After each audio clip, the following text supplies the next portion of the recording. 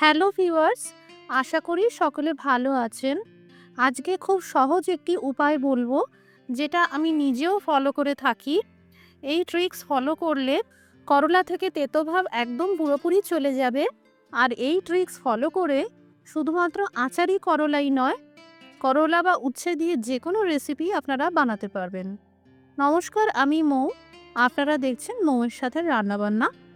রেসিপিটি ভালো লাগলে লাইক দিয়ে শেয়ার করে দেবেন।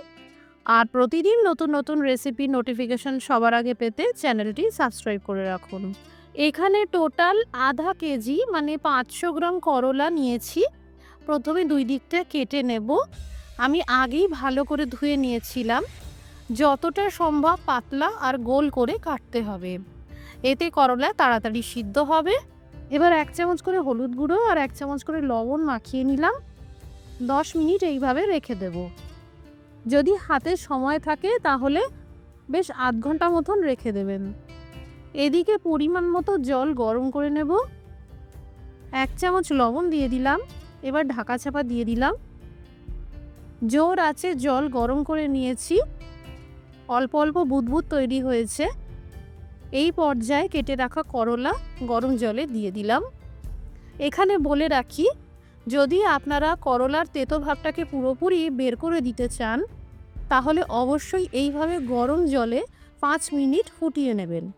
এতে করলার তেতো ভাব একদম থাকে না, জলের মধ্যে এই তেতো রসটা বেরিয়ে যায়। এই পদ্ধতিতে আপনারা করলা ভাজি বা যে কোনো ধরনের করলা বা উচ্ছে দিয়ে চচ্চড়িও বানাতে পারবেন। এখানে প্রায় 80% পর্যন্ত করলা সিদ্ধ করে নিলাম। এবার ভালো করে ছেঁকে নিতে হবে। এই জলটা অবশ্যই ফেলে দিতে হবে। অবশ্যই এই রান্নাটা শুধুমাত্র সর্ষের তেল দিয়েই করবেন। প্রথমে ফোড়নে ভেজে নেব আধা চামচ কালো জিরে, আধা চামচ আস্ত জিরে, আধা চামচ মেথি দানা, আধা চামচ কালো সর্ষে, আধা চামচ জোয়ান।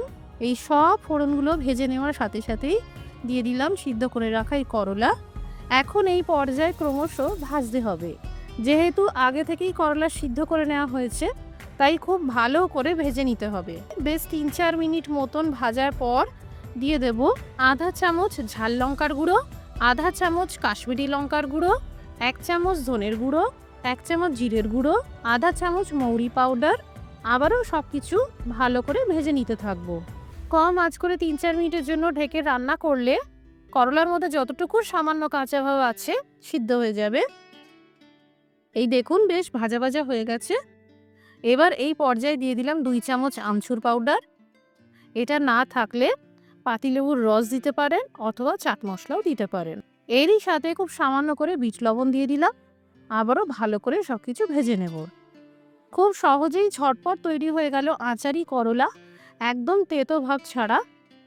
যারা তেতো স্বাদের জন্য করলা রান্না করতে চান না, একবার এই ট্রিক্সটা ফলো করে দেখবেন। বিশ্বাসই হবে না যে করলার মতন সবজি দিয়েও এত টেস্টি রান্না করা যায়। আজকের ভিডিওটি দেখার জন্য সকলকে ধন্যবাদ। সবাই ভালো থাকুন, সুস্থ থাকুন।